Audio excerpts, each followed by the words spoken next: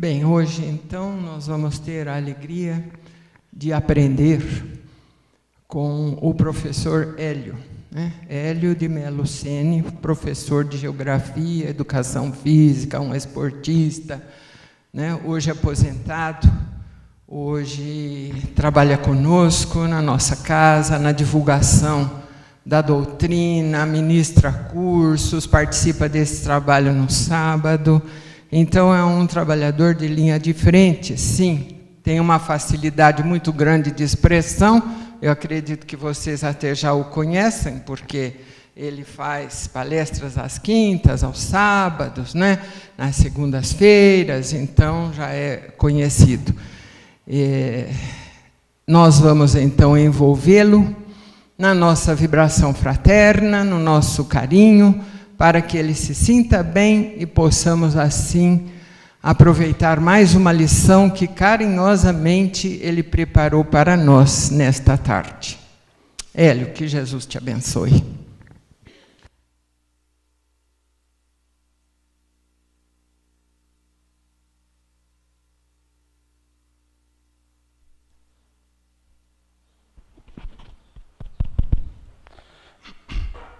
Boa tarde, irmãos. Que Jesus nos abençoe, hoje como sempre.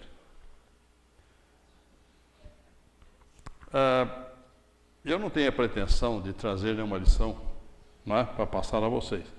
Geralmente eu costumo trazer assuntos para reflexão, não só aqui, como para levar para casa também e refletir. A Leia de vez em quando diz que as palestras dela são arroz com feijão. Eu sou mais simples, eu acho que minhas palestras são assim de pé no chão. Antigamente essa expressão queria dizer andar descalço. A pessoa estava com o pé no chão porque estava andando descalço. Então nós somos lá embaixo. Mas acho, naturalmente, não iria usar o tempo de vocês, se não considerasse um assunto importante. Nem todos gostam muito do meu estilo de palestra, que é mais assim, trazendo as coisas para o dia a dia, para as nossas atividades mundanas, as críticas a nós mesmos, aos nossos comportamentos. Às vezes sou convidado para ir fazer palestra em outro centro, ninguém mais me chama depois. Alguns continuam chamando, quer dizer, alguns gostam, outros não gostam. Você está rindo? Mas às vezes, me disseram já que pelo menos 1% das pessoas que ouvem gostam. Então eu fico torcendo para ter sempre umas 200 pessoas. Porque daí teriam 2. Quando eu chego em casa, me pergunto, como é que foi a palestra? Eu falo, gostaram. 2, já é gostado. Se for um só, gostou, aí fica ruim, Então 2 já gostaram. Então, aqui hoje está faltando por causa da chuva, hoje não vai ser muito favorável. Bom, em todo caso, vamos lá. Eu não escolhi o assunto ainda para a palestra, o título para a palestra. Então estou pensando nele. Mas vamos ver o que eu trouxe para passar a vocês. Na Gênese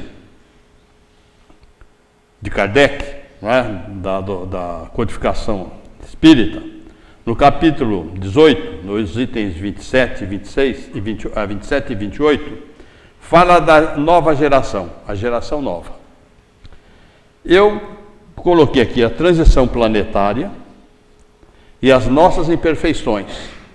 Em princípio seria esse o título, mas eu já estou pensando em mudar. Depois, na hora de fazer lá o DVD, eu dou outro título. Na Gênesis diz o seguinte, nesse capítulo e nesses itens: para que na terra sejam felizes os homens, preciso é que somente ao bem se dediquem. Havendo chegado o tempo, grande emigração se verifica entre os que a habitam.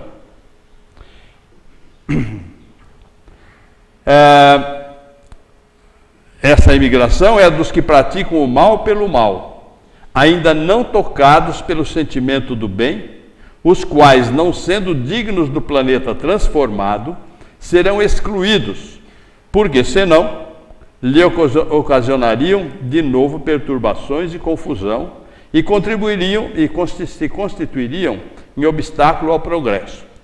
Então vocês vejam, se está falando tanto em transição planetária hoje, mas ela sempre existiu. Sempre.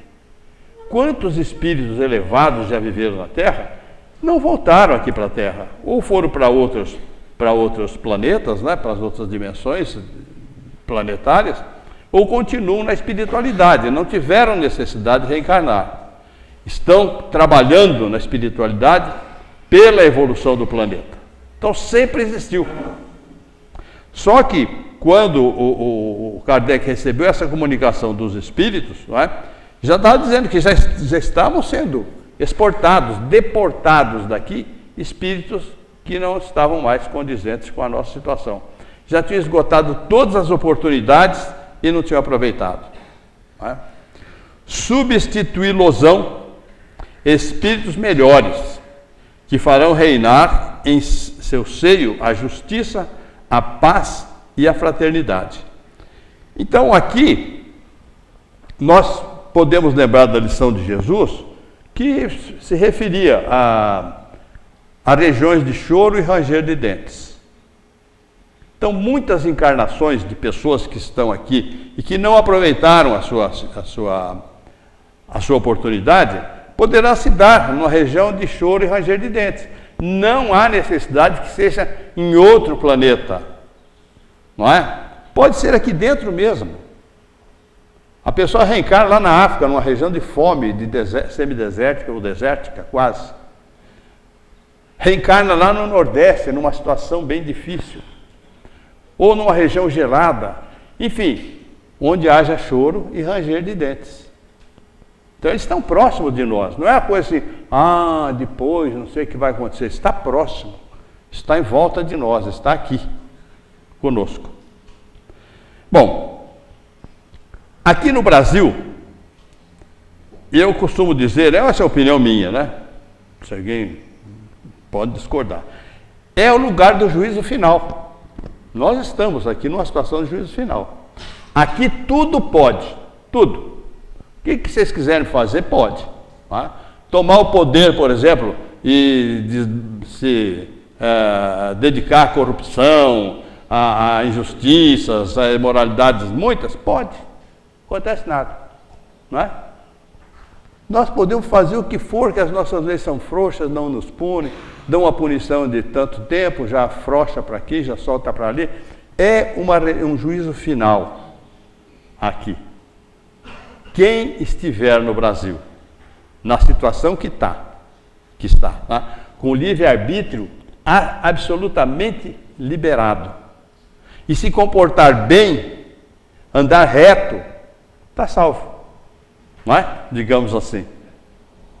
Pode fazer o que for. A pessoa ser muito correta, muito justa, num país de lei forte, numa Suíça, ou num Canadá, sei lá onde, é fácil. Porque ele não pode fazer nada que a lei pega ele pelo pescoço. Então, às vezes, não é porque ele está intimamente bem, é porque ele está coagido pela lei. Aí, quando ele desencarnar lá, ele vai encarnar aqui, no Brasil, para saber se ele, com toda a liberdade, vai agir daquele jeito que ele age lá. Compreenderam? Então, é mais ou menos por aí. Então, a pessoa fala, mas todo mundo age errado e todo mundo vai bem. Não, não. A vida bem vivida é a vida reta. Quem quer aproveitar a sua vida não é viajar, folguedos para cá, folguedos para lá, festas aqui, sensualidade para lá, não é isso aproveitar a vida. Aproveitar a vida, do seu ponto de vista espiritual, é ter uma conduta digna, não é? Que se coadune, que seja compatível com as lições que Jesus veio trazer, especialmente para nós, para facilitar o nosso progresso espiritual aqui na Terra. Todas as suas lições foram visando o Espírito. Bem, todos nós temos algum tipo de imperfeição a ser corrigida, claro, senão não estaríamos aqui. Não é?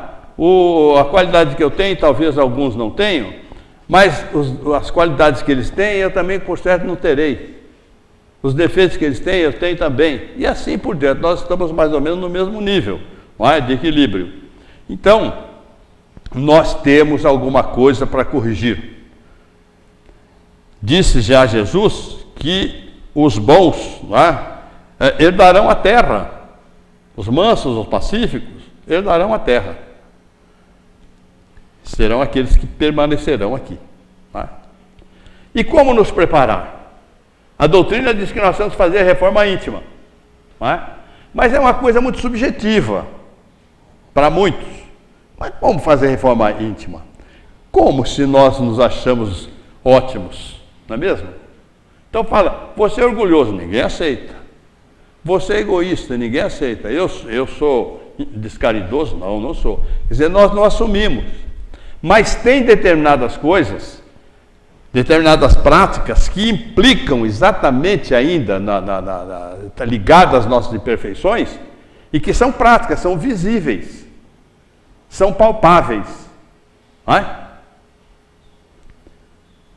Vamos nos apegar então a um problema palpável, que se manifesta concretamente com graves consequências morais. Problema muito sério. Muito mais sério do que muitos o consideram. Vocês vão ver que eu tenho razão aqui, ou temos razão em algumas coisas que vamos colocar. Eu peguei esse assunto, não é? do livro Nas Pegadas do Mestre, de Vinícius, e de outras publicações. Não é uma ideia só minha, eu fui fundindo mais ou menos as coisas e trazendo para o nosso vocabulário aqui, para o nosso nível. O que será, não, que eu vou dizer? É o consumo de uma droga social que vem afetando a humanidade desde tempos remotos. Afeta muito mais que as drogas, hoje criminalizadas. Falaremos algo sobre o consumo de alcoólicos. Essa ideia me surgiu no fim do ano passado, de fazer essa palestra. Mas nós estávamos na véspera de Natal, eu dei algumas jogadas, né, aqui, numa fala. Mas estava muito em cima, não era mais momento de se falar. Mas agora nós estamos no começo do ano ainda, na primeira metade. Dá tempo de nós já começarmos a nos preparar. Então, o consumo de alcoólicos. E essa ideia me surgiu porque recebi um folhetinho na minha casa, um livreto, aliás, muito bem feito, deve ser uma coisa muito cara. Estava escrito assim na capa, consumo responsável de álcool. Consumo responsável de álcool. Eu na hora não pude abrir, comecei a pensar, né, que seria, não? Consumo responsável, usar o álcool como antisséptico, né, o álcool gel para limpar as mãos, não deixar ao alcance das crianças, botar lá em cima, num lugar que não pega. Não é uma forma, né?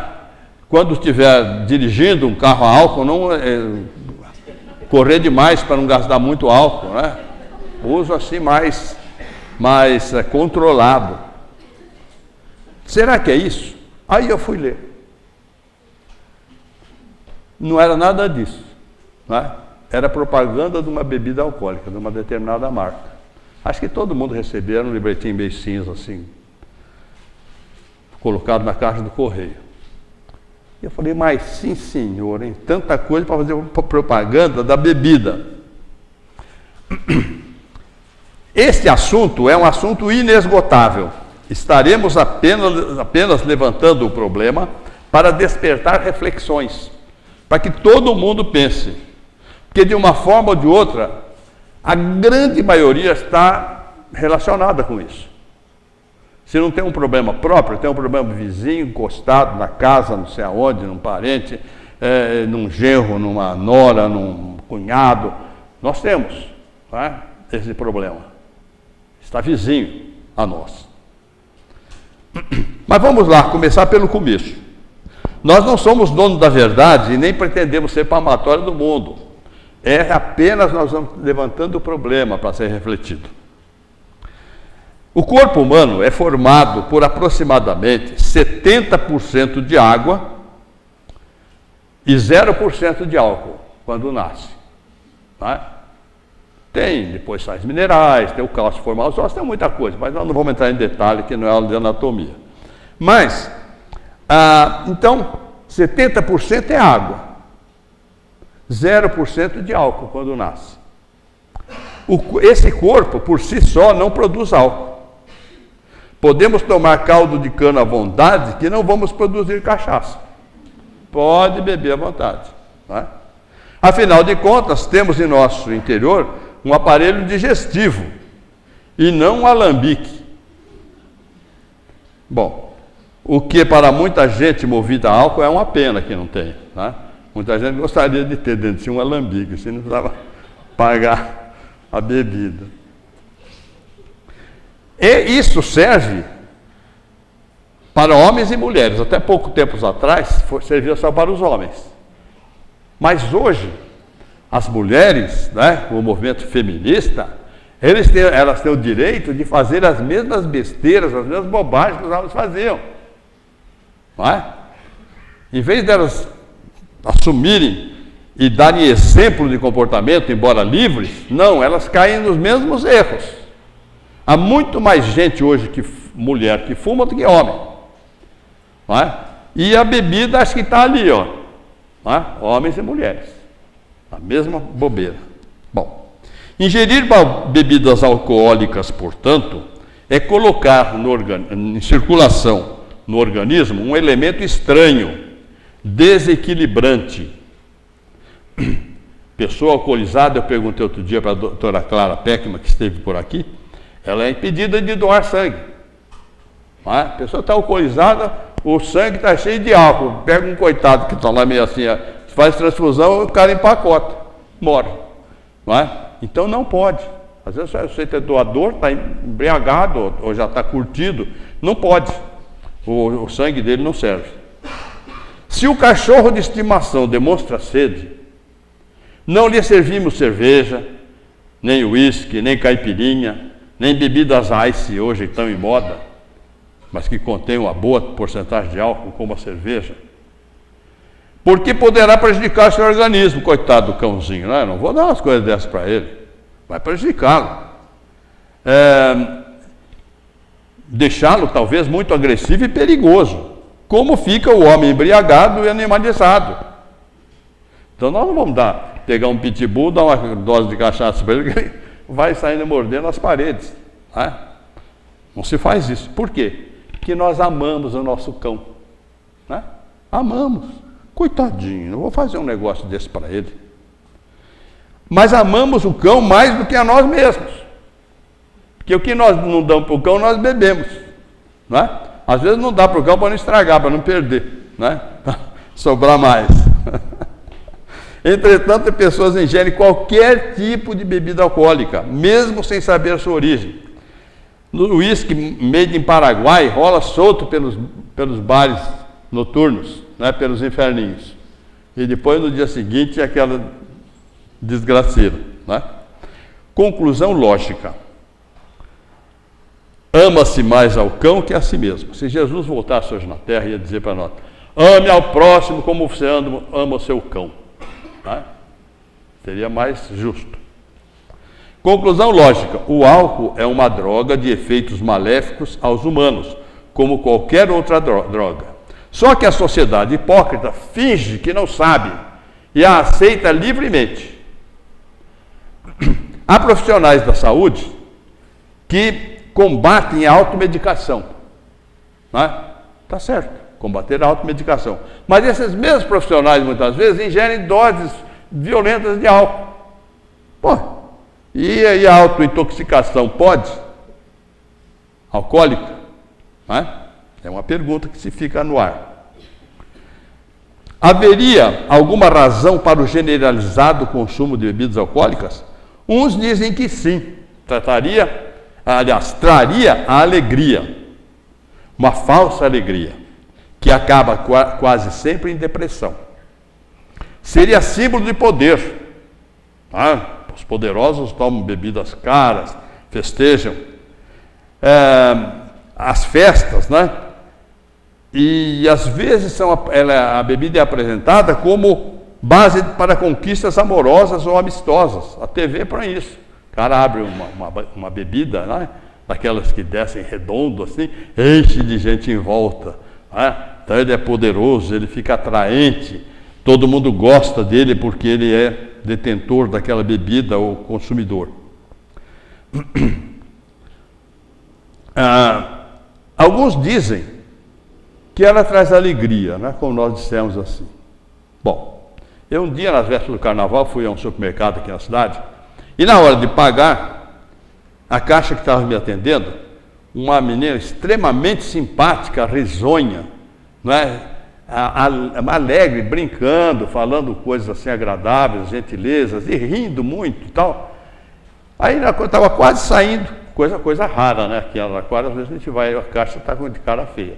Mas essa estava assim, com o astral lá em cima. Aí, na hora de sair, ela falou assim, ainda hoje, né? Amanhã, era uma sexta-feira do carnaval. Começa o carnaval. Mas carnaval é ruim, a gente vai porque a gente bebe muito, depois fica estragado para trabalhar no dia seguinte. Eu falei, então por que você bebe? Para ficar alegre. Eu falei, não acredito que você bebeu hoje para vir trabalhar? Não. E você está tão alegre, tão gentil, não é? Tão brincalhona. Você tem alegria, criatura, você não precisa beber. Você sabe que é verdade, viu? Mas a gente vai, todo mundo bebe, a gente bebe também. Então está aí um alerta, né? Não é porque todo mundo faz que nós temos que fazer. Temos o nosso livre-arbítrio. Aliás, eu conheci, na cidade em que eu morava, um coitado de um alcoólatra, que era de uma família nobre do Rio de Janeiro. O irmão dele veio como médico para a cidade onde eu morava, para ver se afastava ele daqueles ambientes que ele tinha lá no Rio. Não é? Eu digo que era de uma família nobre porque ele chamava-se, não sei o primeiro nome, mas ele era Gomes. O pai dele, aliás, o irmão dele, médico, era o Dr. Sérgio Gomes, um médico, né? E disse que esse irmão foi até quase o fim do curso de medicina e começou a beber descontroladamente e estava assim. Bom, ele desanimou, ele foi embora para o Rio e o irmão dele ficou lá. Era um alcoólatra que passava o dia inteirinho bebendo. Nunca vi ele dando um sorriso de alegria. Estava sempre encharcado de bebida. Não é? Então não traz alegria coisa nenhuma. Era um farrapo humano. Tinha um outro pai de um colega meu, de escola, que toda a tarde ele passava, meu pai tinha uma farmácia na esquina da praça principal da cidade, ele passava, era um trabalhador, ia para casa. Ele ia cambaleando, se encostando nas árvores da praça, parando, seguindo, todos os dias. O meu colega, filho dele, nunca falou isso, mas ele tinha uma vergonha que morria de vergonha do pai. Assim que ele se formou, né, ele pegou a mãe e levou com ele, foi embora. Não sei, depois eu saí de lá, não sei o que fim levou o pai dele. Bom, mas a grande alegria do consumo de bebida é dos fabricantes, não é? Faz até um boletim, consumo responsável, não é? Beba pouco, assim, de hora em hora, mas beba pouquinho. O Brasil é um dos melhores mercados para bebida alcoólica. Os patrocinadores da Fórmula 1 associam também a bebida à vitória. Acaba lá, champanhe, né? Aquilo ali é uma propaganda grande para a bebida alcoólica. É a alegria, é vitória. A pessoa está vitoriosa, com álcool na mão, bebendo, jogando para cima. Um falso ensinamento, não é? Bom, contudo, há muitas razões para não se consumir alcoólicos. Você, qualquer um de nós, gostaria de ser atendido por um médico, enfermeiro ou um dentista que estivesse com sinais de embriaguez? Exalando vapores alcoólicos? Você confiaria neles? É para pensar. Se o professor de seu filho fosse dar aulas exalando odores alcoólicos, você aprovaria esse seu exemplo para o filho? Confiaria em seus critérios de correção e de notas? Será? Você gostaria que um funcionário seu, ou seu chefe, ou seu patrão, fosse trabalhar alcoolizado? O que você acha da lei seca para punir e diminuir o número de pessoas que dirigem alcoolizadas, causando tristes e dolorosos acidentes? Creio que ninguém de bom senso desaprova essa lei. Não é? Ela traz tranquilidade, um pouco de tranquilidade. À medida que ela for sendo levada mais a sério, ela vai causar melhoria nas condições de vida da nossa sociedade. O que você pensa de uma pessoa que volta ao lar, depois do trabalho e de passar em bares, e chega alcoolizado em casa, sem a possibilidade de uma conversa útil, às vezes muito necessárias, ou que, assim, para os filhos e para a esposa, né? Ou que estivesse excitado à violência? Que acha do exemplo que ele dá para os seus filhos? Pessoa que todo dia, olha, depois que ele volta ao trabalho, não pode conversar com ele, porque chega, né? Tá encharcadinho. Chega, não conversa, vai dormir, às vezes nem se alimenta. Muitas famílias gostariam de ter um bafômetro automático na porta de entrada de suas casas. Você chegou bêbado, não entra. Gostaria. Portas que, para abrir suas fechaduras, precisassem da prova do bafo. Bafejou o alcoólico, não destrava, fica para fora. Seria uma tranquilidade, né? Você quer beber, beba à vontade, mas depois você não entra, né? Que a porta não destrava. Olha, se alguém estiver pensando em procurar, ainda não existe essa porta não, hein? Bom, situações como estas, por exemplo, caracterizam um mundo de expiações e provas e não poderão persistir num mundo de regeneração. Não se admite que num mundo de regeneração haja esse problema. Então nós temos que corrigi-lo. Ele é prático, ele é objetivo. Não é uma coisa assim que não sei como é que é. Não, está aí, o problema é esse. Não, abaixar o consumo a zero. Nem que seja gradativamente. Não é? Precisam ser mudadas essas situações. É uma situação, ou são situações generalizadas, com enormes prejuízos para a humanidade. Prejuízos físicos e morais. Há boa disposição para a mudança? Depende de nós. Depende de nós. E isso depende de nós.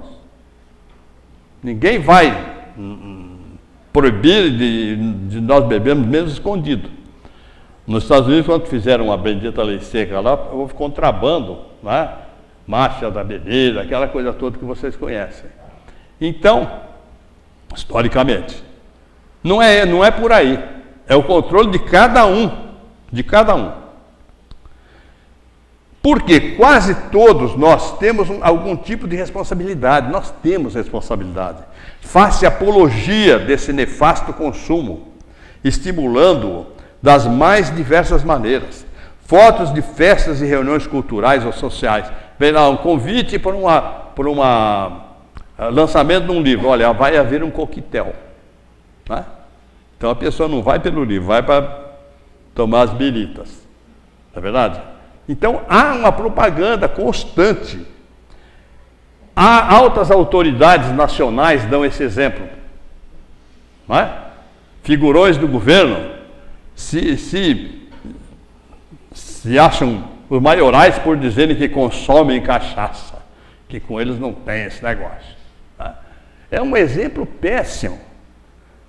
Nós, às vezes, numa festinha qualquer, pega uma revista de sociais, tem lá uma festa, uma reunião qualquer, tá todo mundo com o copo, assim, parece um troféu, né? A mesa cheia de garrafas ou latas de bebida e o troféu. Faz questão de mostrar, somos bebedores. Então, quando há um acidente qualquer causado pelo álcool, todos que assim fazem, que se comportam dessa maneira para com a bebida alcoólica, fazendo a sua apologia, estimulando o seu consumo, tem responsabilidade. Não é? Um carro caiu, bateu no outro, porque o motorista estava bêbado. Tenho responsabilidade, por isso que eu fiz. Assim como os fabricantes têm, como as figuras também importantes que fazem propaganda, não é? Usam a sua imagem popular para divulgar a bebida. Sejam jogadores de futebol, sejam políticos, sejam modelos. Tem responsabilidade, sim, nessa situação da terra. Mas consideremos diretamente, vamos parar dessas considerações, consideremos diretamente o alcoolismo. Quem já não está farto de saber que o álcool é fator de degenerescência orgânica? Nós não vamos entrar em detalhes, porque não somos médicos e nem temos credenciais para isso. Não é? Vamos só dar uma pincelada. Que é o veneno que tem intoxicado a humanidade através dos séculos, gerações após gerações? Alguém ignora? Quem porventura ou por desventura ignora ainda que o álcool é corrosivo por excelência das membranas e das mucosas que revestem internamente o aparelho digestivo? Que, uma vez ingerido, o álcool não é eliminado, passando a corromper o organismo através da corrente sanguínea. Quem não sabe que é o maior desequilibrador do sistema nervoso, cujas células intoxica, produzindo anormalidades de toda a espécie. Que é o estrangulador do fígado, onde acarreta ora atrofia, ora hipertrofia, degenerando-o em sua estrutura. Que é o responsável pelos acidentes cardíacos de maneira genérica.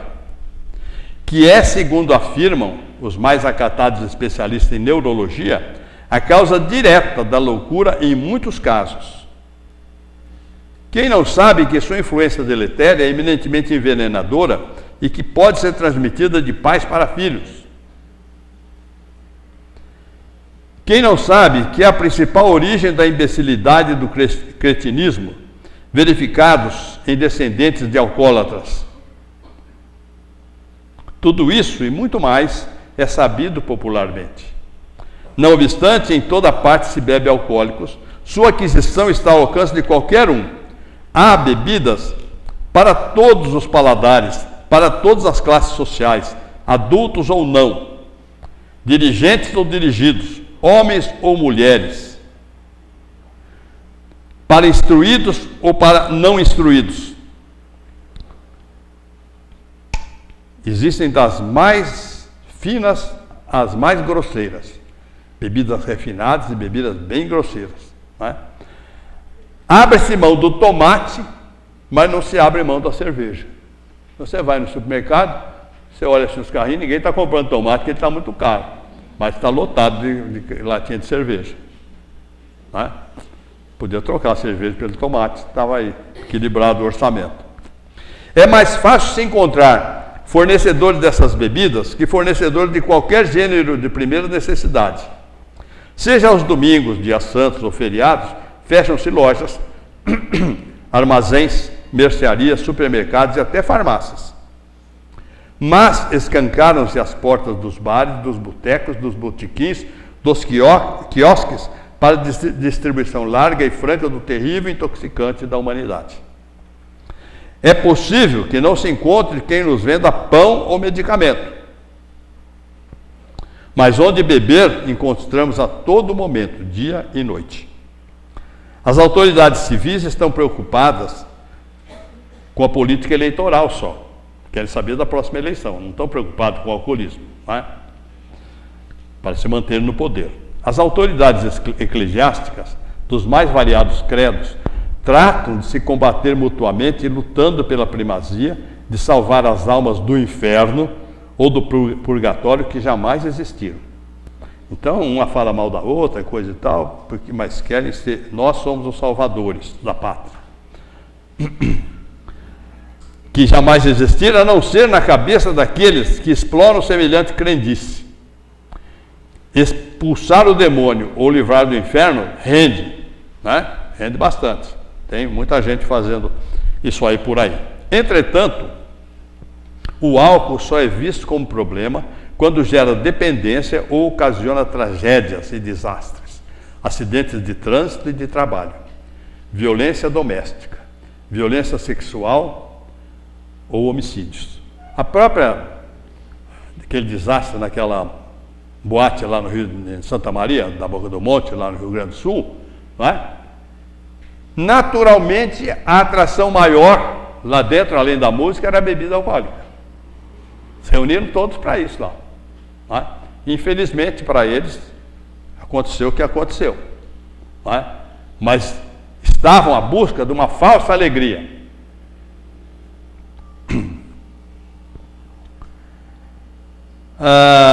Na sociedade desatenta, o consumo de álcool tem sido considerado de maneira leviana e irresponsável. O álcool é responsável por 60% dos acidentes de trânsito em nossas cidades e estradas, estando presente também em 70% dos laudos cadavéricos das mortes violentas, assassinatos, acidentes e outras coisas desse tipo. Não é? Mas ele é tratado como um assunto festivo e engraçado. Não é?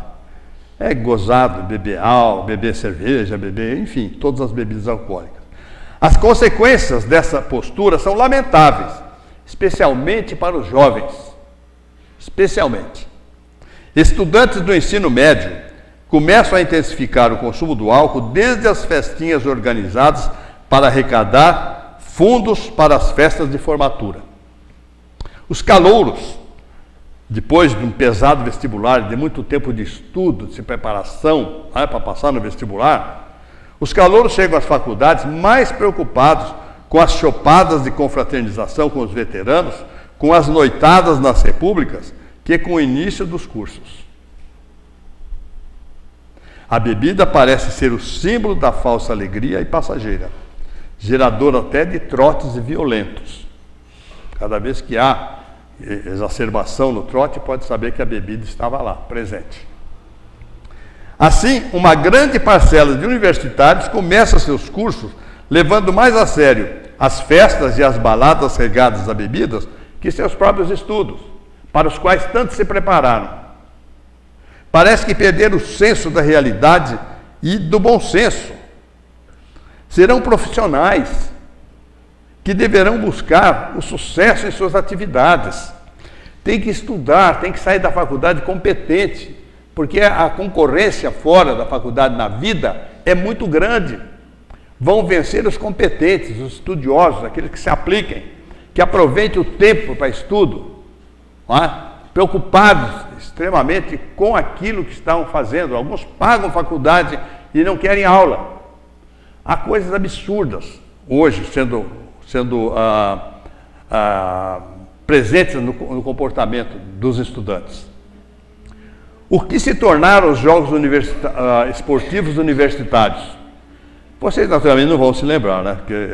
Mas no meu tempo de faculdade, na década de 50, século passado, nós tínhamos disputas esportivas interessantíssimas, tradicionais, entre faculdades.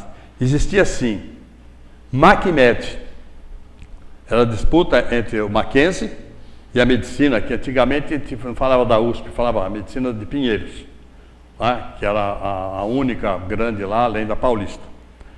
Bom, então existia a MacMed, a Paulipoli, que era a Paulista de Medicina, com a Politécnica.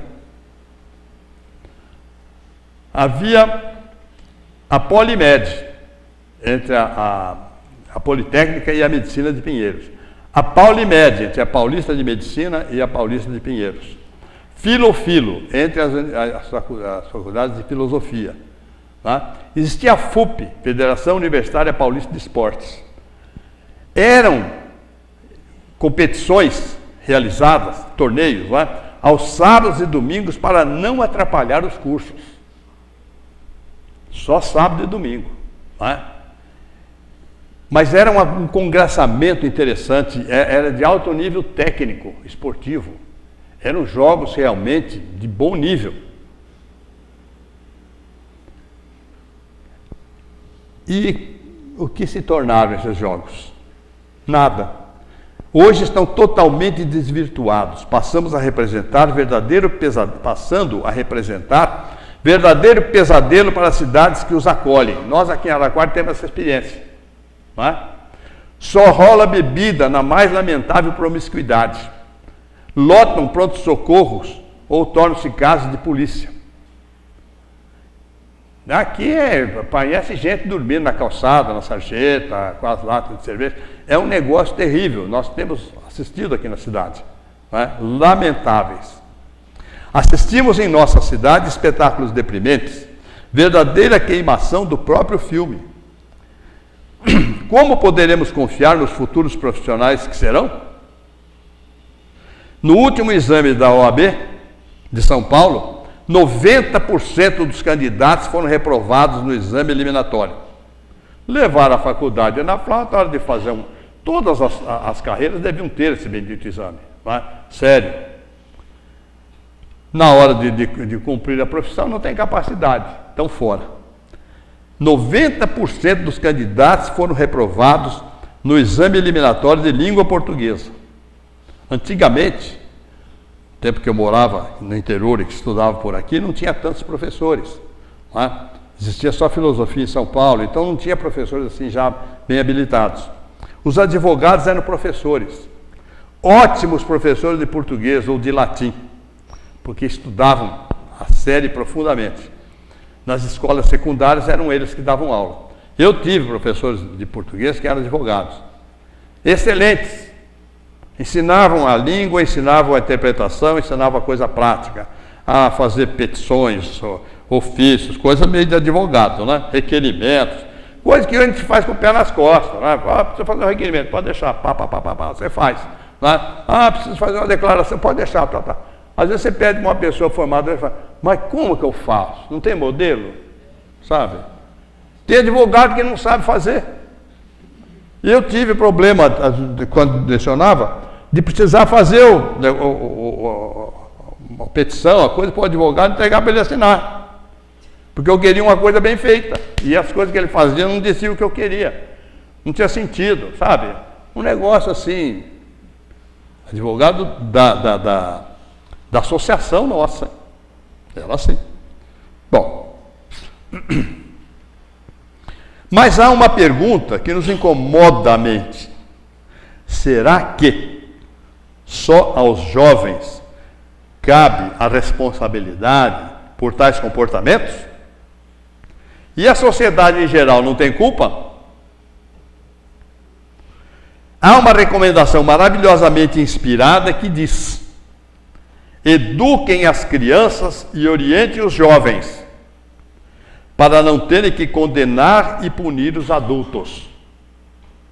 Vejam bem, serve para os pais, para avós, né?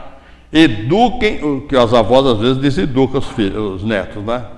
A gente precisa tomar cuidado, porque há uma tendência de a gente afrouxar tudo para os netos, mas não deve, né? A gente cai nessa esparrela de vez em quando, mas tem que ter cuidado. Eduquem as crianças e orientem os jovens, para não terem que condenar e punir os adultos. Temos feito isso?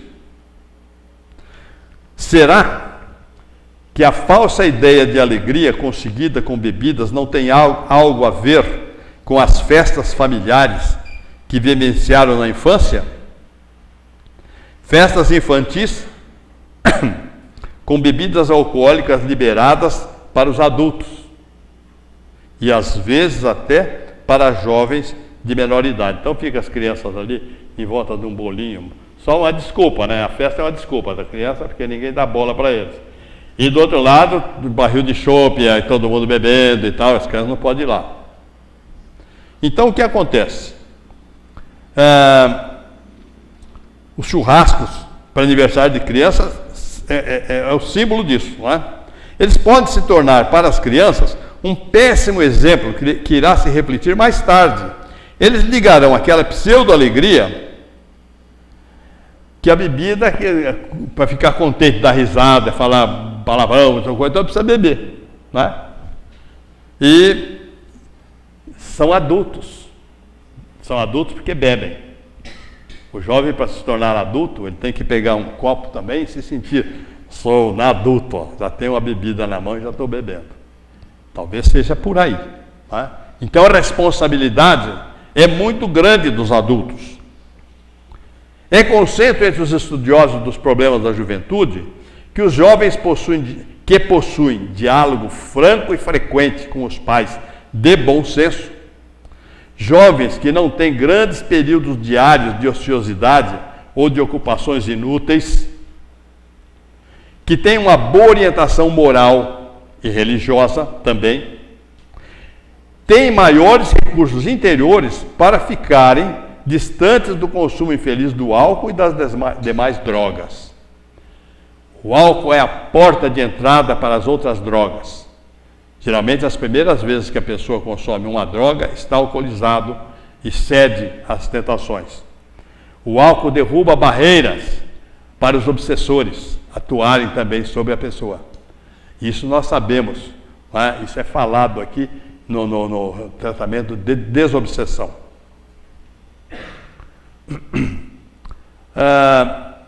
Esses jovens assim orientados têm maiores possibilidades de chegar à idade adulta com a noção de que, embora possuam livre-arbítrio, terão que se responsabilizar pelas consequências dos seus atos. Os pais que estabelecem limites e ao mesmo tempo são bons ouvintes, porque tem tempo, porque tem uns que não têm tempo. Tá? O filho chega, agora não tem tempo. Agora não tenho tempo. Mas os pais que têm tempo, ou que reservam o tempo para os filhos, protegem muito melhor os filhos do que dos riscos associados ao consumo da droga alcoólica e que os pais autoritários. Muito mais. Não adianta você proibir de querer ser autoritário. Se você não deu orientação, não adianta. Tá? Porque o que é proibido, às vezes, se torna até uma fonte de desejo, por parecer mais gostoso. A sociedade atual está muito egoísta. Temos agido como verdadeiros egoístas. Nós, porque a sociedade somos nós. Né? Ela tem se preocupado mais com a situação de vida do adulto. Cada um quer cuidar mais da sua carreira e dos seus gozos do que cuidar dos jovens. Põe lá, terceiriza, põe numa creche, solta para o avô, qualquer coisa assim. Há muito mais oportunidade de atividades para a terceira idade que para jovens e crianças. Você pega um jornal aí, clubes, só tem jogo de veterano, de master, de mais isso, mais aquilo. Não é? Acabaram aquelas escolinhas de esporte dentro do clube, festinhas infantis, não tem. Agora é só coisa para adulto, para terceira idade. O cara está capengando e quer mostrar que ainda é atleta. Né? Tudo tem seu tempo. Não é? Tudo tem seu tempo. Às vezes a pessoa me encontra e fala, mas cadê aquele jovem, aquele criança que subia em árvore, trepava em tudo, subia em telhado, depois tocava na fanfarra, jogava basquete, jogava vôlei, fazia atletismo, jogava futebol de salão e nadava. Depois foi fazer faculdade, trabalhava depois ainda continuou participando de esporte, de educação física. Pergunta, cara, que é aquele jovem? Falei, coitado, agora ele está só ali, ó, só andando, caminhando e fazendo palestra em centro espírita. Mas é a vida, tudo tem seu tempo, não é? Tudo tem seu tempo. Assim como uma pessoa às vezes está velha, pinta todos os cabelos e puxa tudo que pode para parecer moço, mas não fica moço. É olhar na carteira de identidade, está lá, não tem jeito, não é? Naquela dor que dá quando levanta, está lá também. Pode rebocar como quiser por fora, não é? Pura ilusão. Não há mais festas escolares. Vocês já repararam que não tem mais festas escolares? Desfile das escolas, festas da ginástica. Os jogos escolares que movimentavam a juventude, mas movimentava de verdade. Era quase tinha os jogos da primavera, que começava a atividade em março e terminava em novembro. Não é? Na frente da minha casa tinha a quadra de vôlei riscada no asfalto e a molecada esticava uma cordinha com as bandeirinhas assim, de uma árvore na outra da calçada, e jogavam. Todo lugar que você ia, tinha gente jogando, um para dentro da grade, outro para fora. Né? Brincando com bola. Era uma coisa assim. Não existe mais nada. Acabou. Então criança não precisa mais disso? Será? Concurso de bandas. Sessões matinais de cinema para crianças. Eu fui muito a isso, que eu aproveitava para levar as crianças e via os desenhos que eu gostava também. Né? Mas a desculpa era as crianças. Mas levava-se, né? Mas tem que levantar cedo, não tem que abrir mão do clube para levar a criança. Sabe, o egoísmo hoje predomina. Evangelização infantil e juvenil, isso dá trabalho. Para os adultos, tudo isso dá trabalho. Atrapalha programas, está fora de moda. As próprias escolas, às vezes, né? Os profissionais da escola combatiam. Isso traz bagunça para a escola. Gente, jovem tem que ser jovem, tem que ter atividades para ele, não é só cobrar estudo, né? Tem que ter alguma coisa também para as horas que ele tiver em disponibilidade. Bom, mas na verdade, o que está fora de moda mesmo para a sociedade é ser criança no momento certo. Tem gente que não teve infância, depois fica criança quando fica adulto. Não é? A culpa é dele? Talvez, podia estar mais maduro. Criança que realmente viva as suas criancices. E os jovens? Que tem eles para preencher o tempo, além de poucas horas na escola. As leis ajudam? O governo está fazendo uma propaganda de escola de 2 turnos, que vai... Vocês acreditam? Fala a verdade, vocês acreditam? Vamos ser sinceros. Né? Não tem professor para as escolas de meio período. As escolas não têm equipamento nenhum para meio período. A educação está jogada para as traças. Vocês acham que eles vão ter condição, interesse de botar em 2 períodos de escola para o aluno, para ele ir lá, entrar, se alimentar, tomar banho, sair pronto? Você acha? Alguém acredita nisso? Isso é a pura demagogia. Às vezes ele pode fazer uma escola piloto para tirar fotografia, só. Isso não é verdade. O bom senso nos diz que isso não é verdade. Bom.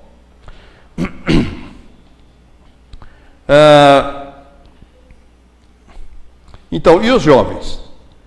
Que tem eles para preencher seu tempo, além das poucas horas de escola? As leis ajudam isso? Olha, tem uma história, né, daquele rei que mandou fazer uma roupa espetacularmente cara e bonita, e o cara vestiu nele, não tinha roupa nenhuma, mas vestiu, ele estava nu, e ele saiu desfilando nu. E todo mundo achava que a roupa era linda, porque, né, não podia falar que ele estava nu, porque então era um ignorante, cego, não estava vendo. Não é mesmo? Então, as leis ajudam. O trabalho do menor é proibido, né? Mas ele pode fazer tudo. Ele pode vagabundear pela rua, ele pode roubar, ele pode matar, ele pode consumir drogas, ele pode tudo, menos trabalhar. Né? Menos trabalhar. Trabalhar não pode. E todo mundo acha lindo. Claro que nós não queremos que o trabalho substitua a escola. Mas ele pode ser uma complementação, como sempre foi. Escolas mal aparelhadas. Como é que eles vão dar condições para o aluno ficar o dia inteiro? Alguém acredita nas escolas em tempo integral, sem recursos, sem professores? Estudar e trabalhar, crescendo com a família, sempre foi o forte da nossa sociedade. Sem Bolsa Família, sem Bolsa Escola, sem Bolsa Esmola, aprendendo algum tipo de trabalho, de ofícios, para que mais tarde pudesse montar o seu próprio negócio, fosse ele dono de si mesmo. O aluno, o jovem, quando chegava aos seus 18 anos, já tinha praticamente uma profissão definida. Não é? Nós tínhamos aqui na cidade, não sei se vocês se lembram, a Guarda Mirim. A Guarda Mirim colocavam meninos de 11, 12 anos por aí, para trabalhar como assim, funcionários, mensageiros, qualquer coisa assim, nas firmas. Muitos se tornaram profissionais.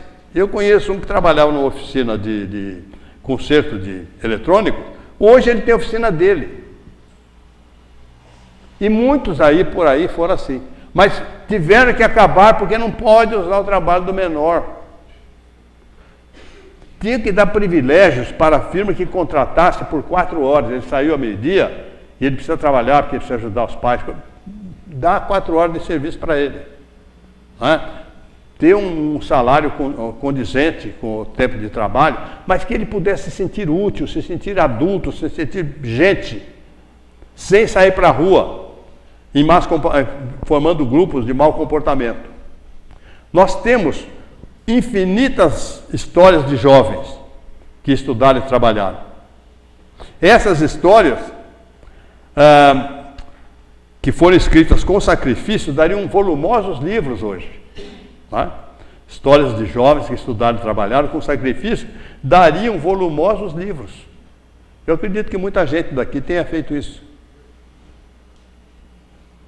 Quantos aqui presentes fizeram isso e são grandemente vitoriosos? Às vezes os pais têm condição de encaminhar os filhos dentro do seu próprio trabalho. Ele tem uma firma grande de produção de alguma coisa, uma fábrica, fabriqueta, tem um comércio, ele vai botando o filho ali, que não deu nada, que não conseguiu nada na escola, ele pode encaminhar, ou que se formou e não tem mercado de trabalho, ele encaminha. Mas nem todos são assim. Então tem que se preparar o jovem para que ele tenha autonomia, para que ele seja capaz de arcar com essa responsabilidade, não que ele ficar perdido, eu não sou nada, o que vai virar, cai na esparrela da bebida, das drogas, desajustado, inseguros.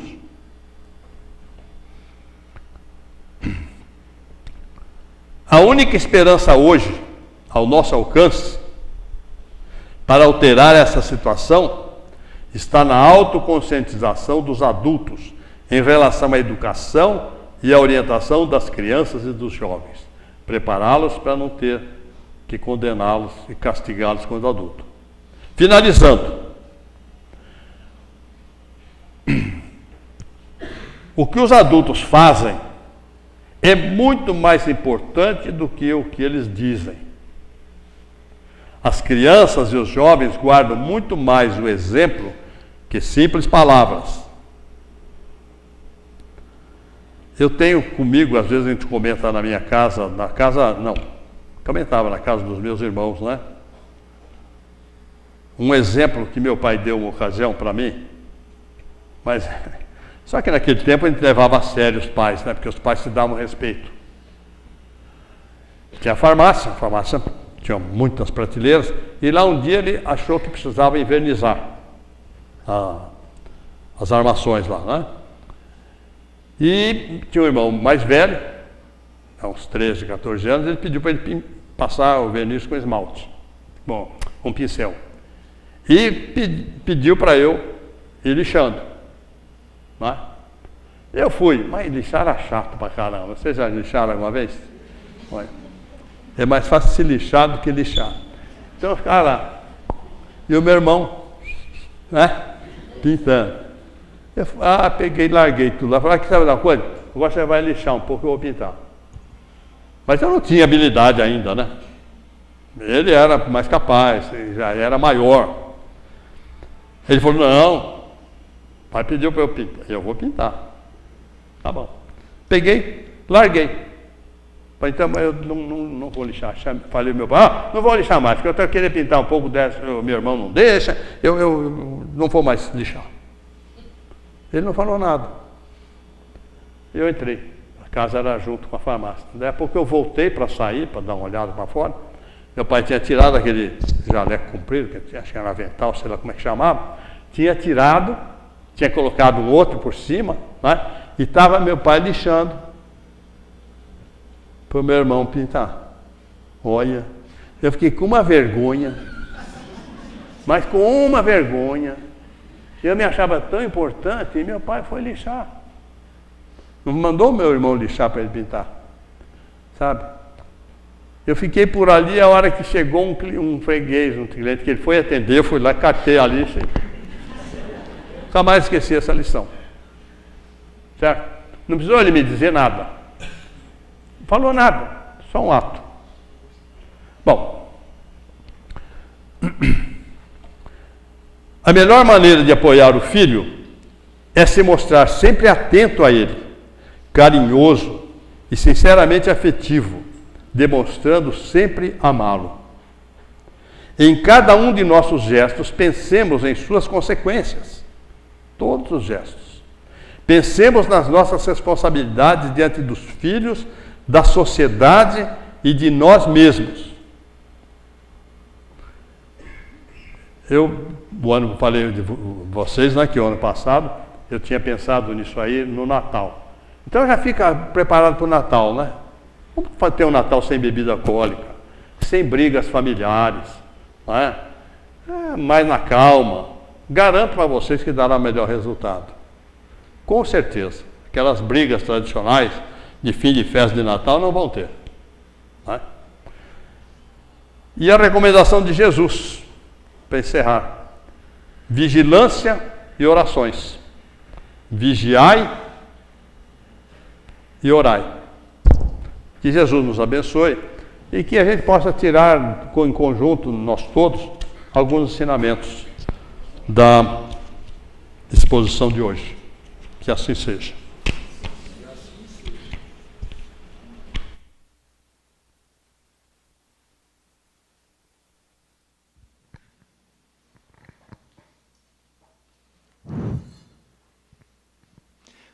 Esta palestra me pegou de surpresa, né? Eu sempre me coloco no lugar do palestrante, mas hoje eu não me poria. Jamais eu teria a ideia de fazer uma palestra como essa, né? Foi uma palestra de prevenção, né?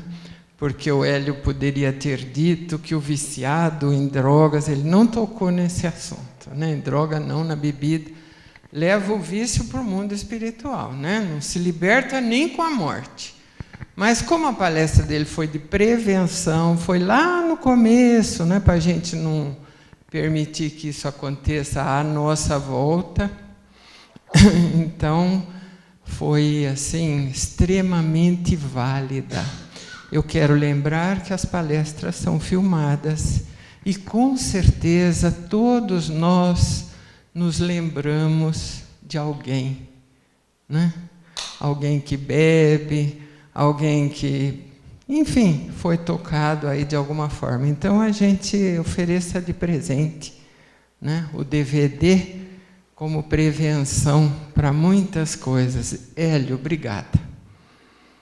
Um assunto meio assim diferente, não é, que a gente não está acostumado, mas não menos útil, utilíssimo até.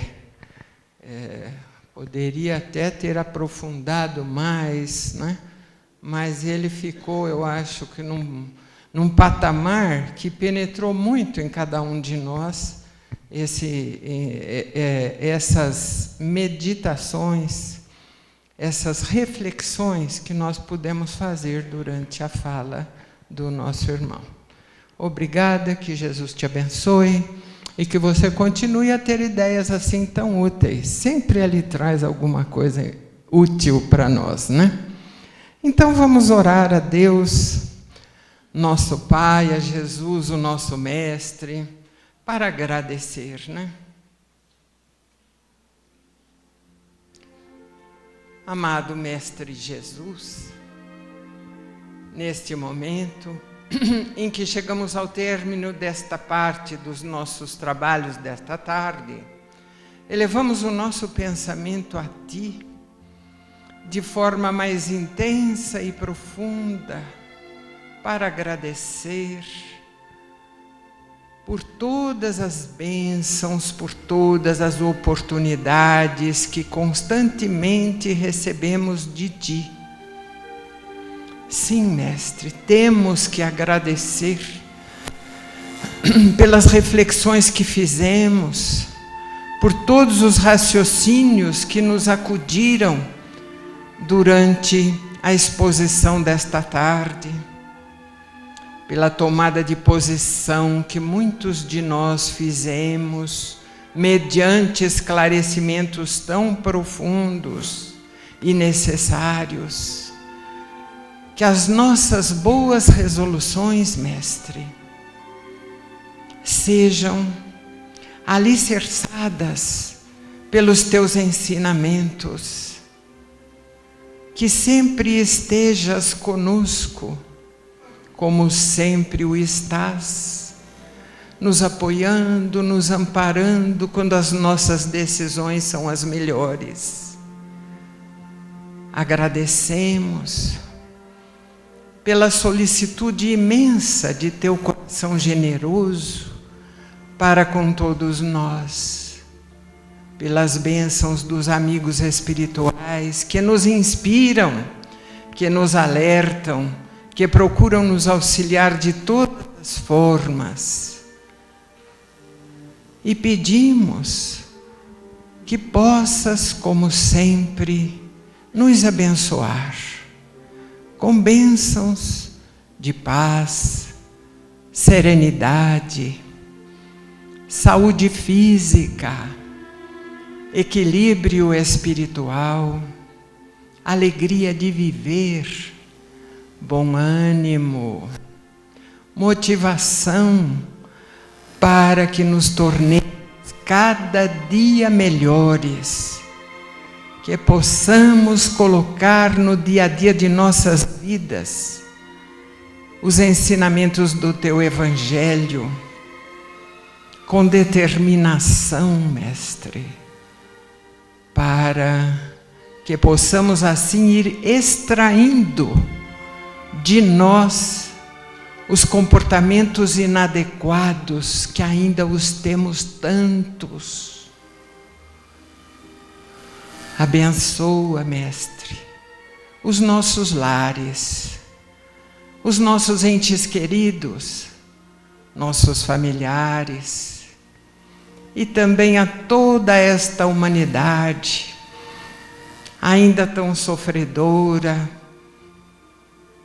Abençoa, Mestre, sobretudo aqueles que, distanciados de Ti, ainda nem sequer Te conhecem, e que nesta hora de bênçãos e benefícios possamos orar contigo,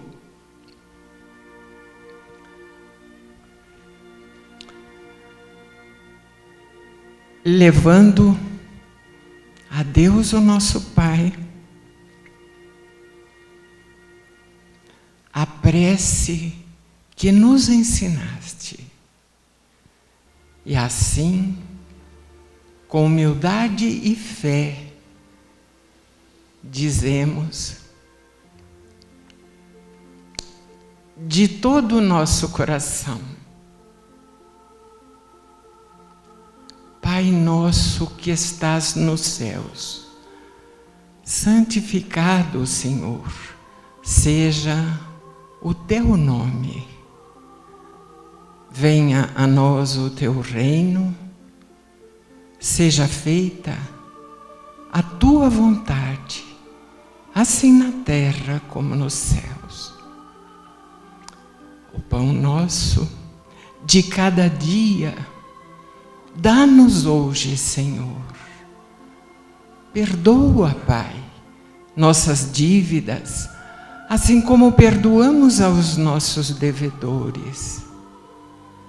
E não nos deixes cair em tentação, mas livra-nos, Senhor, de todo o mal, porque Teu é o reino, o poder e a glória para todo o sempre. Que assim seja, Senhor, que assim seja.